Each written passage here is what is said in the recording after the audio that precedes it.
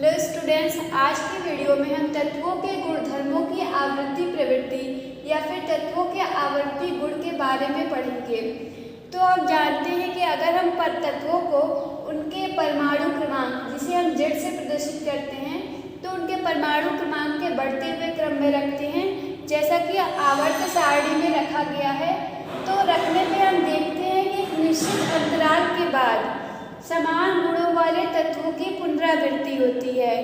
इसका अर्थ क्या है समझ लेते हैं। मतलब कि अगर हम तत्व है, एक तत्व लिए, फिर उसका अगला तत्व, मतलब कि परमाणु क्रमांक के बढ़ते हुए क्रम में रख रहे हैं, एक परमाणु क्रमांक वाला तत्व, फिर उसके बाद उससे अधिक। तो इस तरीके से अगर हम रख रहे हैं तो हम देखते हैं कि एक निश्चित अंतराल के बाद, इसके बाद हम देखते हैं कि इसके बाद जो तत्व आते हैं उन तत्वों के वही गुण होते हैं जो इनसे पहले बड़े तत्वों के थे।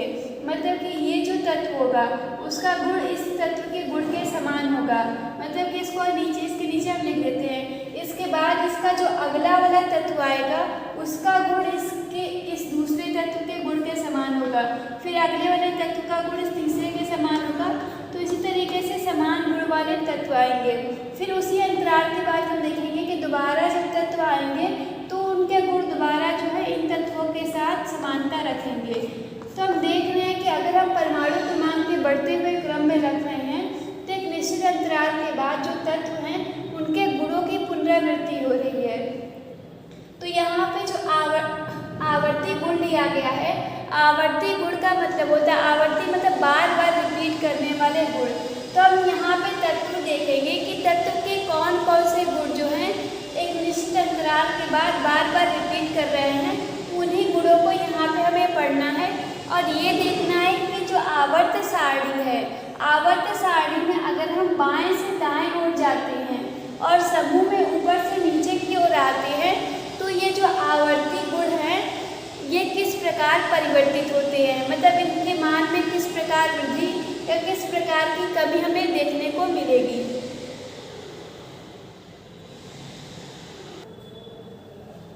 तो यहाँ पे हमने कुछ तत्वों के महत्वपूर्ण आवर्ती गुणों को लिखा है जो हम आगे पढ़ने वाले हैं, जैसे कि परमाणु त्रिज्या व आणविक त्रिज्या, और तत्वों की आणविक ऊर्जा, इलेक्ट्रॉन लब्धि एंथैल्पी, विद्युत ऋणात्मकता व विद्युत धनात्मकता, और ऑक्सीकारक व अपचायक गुण। तो अब इन गुणों के बारे में, तत्वों के इन गुणों के बारे में पढ़ेंगे कि ये क्या हैं और किस प्रकार से आवर्त सारणी में इनके मान में परिवर्तन होता है। मतलब कि आवर्त में बाएं से दाएं और समूह में ऊपर से नीचे की ओर जाने पे इनका मान किस प्रकार से चेंज होगा वो भी हम पढ़ेंगे। लेकिन इन सभी गुणों को समझने के लिए हमें एक महत्वपूर्ण टर्म को समझना जरूरी है, जिसे हम प्रभावी नाभिकीय आवेश या जेफ भी कहते हैं। तो आज की वीडियो में हम प्रभावी नाभिकीय आवेश को समझेंगे। तो हम अब देखते हैं कि प्रभावी नाभिकीय आवेश या इसे ही हम जेफ भी कहते हैं क्या होता है। तो अगर हम एक परमाणु को लेते हैं तो परमाणु के बीच में नाभिक होता है, उसके चारों ओर वृत्तीय कक्षाएं होती हैं जिसमें इलेक्ट्रॉन चक्कर लगाते हैं। तो हम जानते हैं कि जो नाभिक होता है वो धनावेशित होता है और जो इलेक्ट्रॉन होते हैं वो ऋणावेशित होती हैं। तो अगर हम कोई बाह्यतम कोश का इलेक्ट्रॉन ले रहे हैं तो हम जानते हैं कि इस पर माइनस चार्ज होगा, तो ये जो ऋणावेश होगा इस धनावेश से आकर्षित होता है। तो ये नाभिक से आकर्षित हो रहा है। तो हम देख रहे हैं कि नाभिक और जो बाह्यतम कोश का इलेक्ट्रॉन है उसके बीच एक आकर्षण बल कार्य कर रहा है। तो नाभिक और बाह्यतम कोश के इलेक्ट्रॉन, मतलब इन दोनों के बीच लगने वाले नेट आकर्षण बल को, मतलब उनके बीच जो कुल आकर्षण बल कार्य करता है इन दोनों के बीच, उस आकर्षण बल को ही प्रभावी नाभिकीय आवेश या जेफ कहा जाता है। तो यहाँ पे हम नेट आकर्षण बल की बात क्यों कर रहे हैं, क्योंकि यहाँ पे अगर हम देखें तो एक आकर्षण बल भी कार्य कर रहा है और साथ में एक प्रतिकर्षण बल भी कार्य कर रहा है। तो आकर्षण बल हम देखेंगे कि कहाँ कार्य कर रहा है। तो आकर्षण बल के लिए हम देख सकते हैं कि जो नाभिक है, ये नाभिक जो है ये धन आवेशित है और जो बाह्यतम कोश का इलेक्ट्रॉन है, ये इलेक्ट्रॉन हम जान रहे हैं कि ये ऋण आवेशित है। तो जो धनावेश और जो ऋणावेश होते हैं उनके बीच एक आकर्षण बल होता है। तो जो कि नाभिक है तो अपनी जगह ये भारी स्थिर रहेगा, लेकिन जो इलेक्ट्रॉन है वो इसकी ओर आकर्षित होगा, तो इन दोनों के बीच एक आकर्षण बल कार्य करेगा। लेकिन इसके साथ साथ हम देखें कि नाभिक और जो बाह्यतम कोश के इलेक्ट्रॉन हैं, इन दोनों के बीच हम देख रहे हैं कि इनके बीच कोश उपस्थित हैं, मतलब कोश मतलब कक्षा से है, तो इनके बीच बहुत सारे कोश उपस्थित हैं और इन कोशों में हम देख रहे हैं कि इलेक्ट्रॉन प्रेजेंट है। तो हम देख रहे हैं कि ये इलेक्ट्रॉन जो है उस पर भी ऋणावेश होगा और ये जो बाह्यतम कोश का इलेक्ट्रॉन है ये भी ऋणावेशित है, तो इन दोनों के बीच एक प्रतिकर्षण बल कार्य करेगा, जिससे कि ये जो इलेक्ट्रॉन है बाहर की ओर प्रतिकर्षित होगा। इसी प्रकार से अन्य जितने भी इलेक्ट्रॉन हैं इसके करीब, वो सभी क्या करेंगे, इसको प्रतिकर्षित करेंगे। तो हम देख सकते हैं कि नाभिक और जो बाह्यतम कोश का इलेक्ट्रॉन है, इनके बीच जो कोश हैं, उन कोशों के जो इलेक्ट्रॉन हैं उसके कारण यहाँ पे एक प्रतिकर्षण बल कार्य करेगा। तो इस तरीके से हम देख सकते हैं कि जो इनके बीच के कोश हैं, ये इनके बीच एक आवरण का काम कर रहे हैं, एक बाधा का काम कर रहे हैं। तो इस आवरण के कारण ही यहाँ पे जो प्रतिकर्षण होता है, उस प्रतिकर्षण को आवरणीय प्रभाव कहते हैं।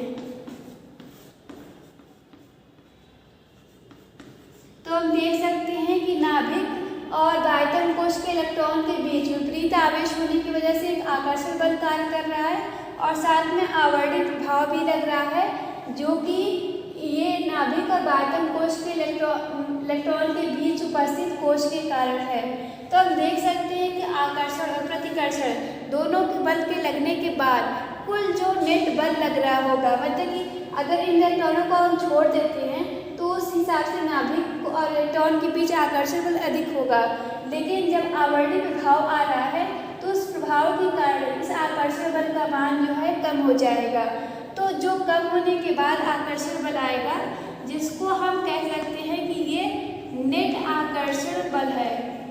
तो जो नेट आकर्षण बल का मान आएगा, ये आकर्षण बल ही यहाँ पे प्रभावी नाभिकीय आवेश या फिर जेफ कहला रहा है। तो यहाँ पे हम जेफ यानी प्रभावी नाभिकीय आवेश के लिए एक सूत्र लिख सकते हैं कि जेफ बराबर होगा Z माइनस सिग्मा। तो यहाँ पे जो Z है ये परमाणु क्रमांक है। तो हम जानते हैं कि जो परमाणु क्रमांक होता है वो इलेक्ट्रॉनों की संख्या के बराबर होता है, मतलब ये परमाणु क्रमांक एक तरह से इलेक्ट्रॉन के आवेश को बताता है कि कितना अधिक आवेश है, और जितना इलेक्ट्रॉन पे आवेश होता है उतना ही नाभिक में भी आवेश होता है। बस इलेक्ट्रॉन का आवेश होता है माइनस में होता है, जबकि नाभिक का आवेश प्लस में होता है। तो हम देख सकते हैं कि जो नाभिक का आवेश है उसी आवेश के कारण ही क्या कर रहा है, इलेक्ट्रॉन को अपनी ओर आकर्षित कर रहा है। परमाणु क्रमांक जितना अधिक होगा आकर्षण बल उतना ही अधिक होगा। तो Z जो है ये नाभिक और बाह्यतम कोश के बीच लगने वाले आकर्षण बल को दिखाएगा, और अगर सिग्मा जो है ये आवरणीय प्रभाव को दिखाए, यानी इन दोनों के बीच जो इलेक्ट्रॉन हैं उन इलेक्ट्रॉनों की वजह से जो प्रतिकर्षण बल कार्य कर रहा है उसे दिखा रहा है। तो हम लिख सकते हैं कि अगर हम आकर्षण बल में से प्रतिकर्षण बल को माइनस कर दें तो ये नेट आकर्षण बल के बराबर हो जाएगा, और इसे ही हम जेफ कह सकते हैं। तो इस तरह से जेफ बराबर हो जाएगा Z माइनस सिग्मा। अब आगे हम देखेंगे कि प्रभावी नाभिकीय आवेश के मान में आवर्त सारणी में जब हम आवर्त में बाएं से दाएं जाते हैं या समूह में ऊपर से नीचे की ओर आते हैं तो इनके मान में किस प्रकार से परिवर्तन होता है। अब आगे हम पढ़ेंगे प्रभावी नाभिकीय आवेश यानी जेफ के मान में परिवर्तन किस प्रकार होता है आवर्त सारणी में। तो हम जानते हैं कि आवर्त सारणी में जो क्षैतिज कॉलम होते हैं, इन क्षैतिज कॉलमों को हम आवर्त कहते हैं, मतलब दाएं से बाएं से दाएं जाने पे हमें आवर्त प्राप्त होगा। वही ऊर्ध्वाधर कॉलम जो होते हैं उन्हें हम समूह कहते हैं, यानी ऊपर से नीचे की ओर हमें समूह प्राप्त होता है। तो अब हम देखते हैं कि अगर यहाँ पे हम कोई तत्व लेते हैं, उस तत्व के परमाणु में मान लेते हैं कि जैसे 2 कोश है और बाहरी कोश में मान लेते हैं कि 1 इलेक्ट्रॉन है, अंदर वाले कोश में भी इलेक्ट्रॉन होगा तो बाहरी कोश में 1 इलेक्ट्रॉन है। तो अगर हम देखते हैं कि आवर्त में बाएं से दाएं ओर जाएंगे तो यहाँ पे हम देखते हैं कि जैसे परमाणु क्रमांक में वृद्धि होती है, तो एक परमाणु क्रमांक और बढ़ जाएगा, यानी 1 इलेक्ट्रॉन और बढ़ जाएगा। तो उस केस में हम देखते हैं कि जो बाह्यतम कोश में 1 इलेक्ट्रॉन था अब उसकी जगह 2 इलेक्ट्रॉन हो जाएगा। उसके बाद हम अगले वाले परमाणु पे जाएंगे तो यहाँ पे भी हम देखेंगे कि 2 ही कोश रहेगा, लेकिन यहाँ पे क्या हो जाएगा कि अब 3 इलेक्ट्रॉन बाह्यतम कोश में हो जाएगा। मतलब हम देख सकते हैं कि जब आवर्त सारणी में बाएं से दाएं ओर जाते हैं तो उस कंडीशन में कोश की संख्या में वृद्धि नहीं होती है। मतलब यहाँ पे भी 2 कोश है, यहाँ पे भी 2 कोश है, कोश मतलब कक्षा से है, तो यहाँ पे भी 2 कोश है, कोशों की संख्या में वृद्धि नहीं हुई है।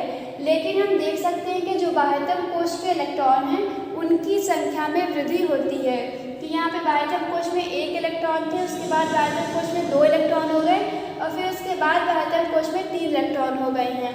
अब इसके बाद हम समूह में देखते हैं, तो अगर हम समूह में ऊपर से नीचे की ओर जाते हैं तो उस कंडीशन में हम देखते हैं, जैसे मान लीजिए यहाँ पे 2 कोश है, तो इसके बाद वाले में हम देखेंगे कि अब 3 कोश हो जाएगा, लेकिन बाह्यतम कोश में जो इलेक्ट्रॉन था उसमें 1 इलेक्ट्रॉन है, तो यहाँ पे भी 1 ही इलेक्ट्रॉन होगा।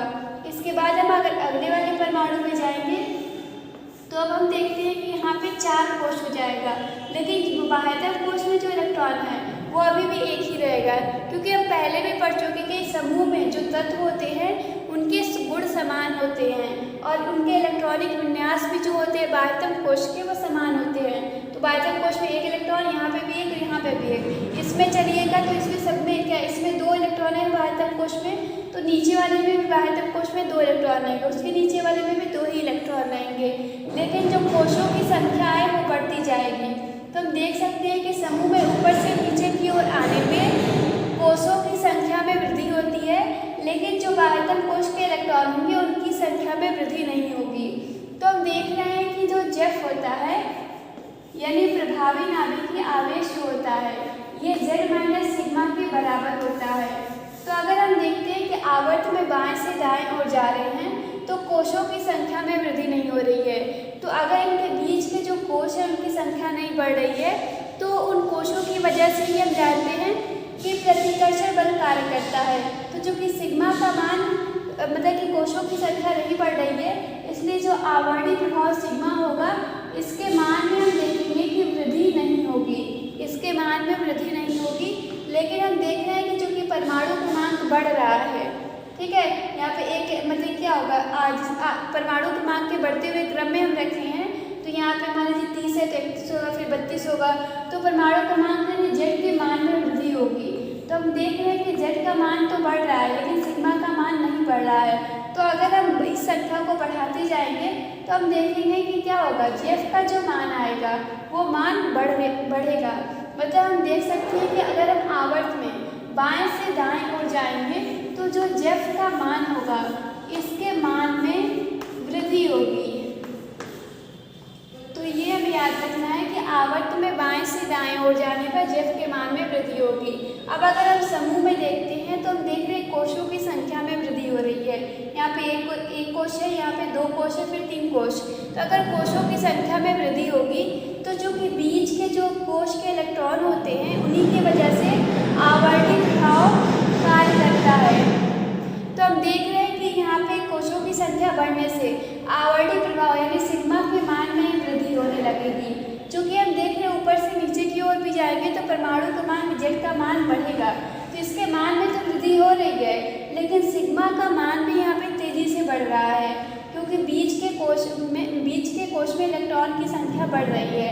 तो हम देख रहे हैं कि अगर जो है सिग्मा का मान अधिक हो जाएगा और बड़ी संख्या को अगर हम जेड से माइनस करने लगेंगे तो ज़्यादा बड़ी संख्या को जेड से माइनस करने पे हम देखेंगे कि टोटल जो मान आएगा जेफ का वो मान अब कम हो जाएगा। तो हम कह सकते हैं कि जेफ का मान जो होगा जैसे हम ऊपर नीचे की ओर जाएंगे उसके मान में हमें कमी देखने को मिलेगी। तो हम देख सकते हैं कि प्रभावी नाभिकीय आवेश जो कि नाभिक और बाह्यतम कोश के बीच लगने वाला नेट आकर्षण बल है उसका मान आवर्त में बाएं से दाएं ओर जाने पे उसके मान में वृद्धि होती है, लेकिन समूह में ऊपर से नीचे की ओर आने पे जेफ के मान में हमें कमी देखने को मिलती है।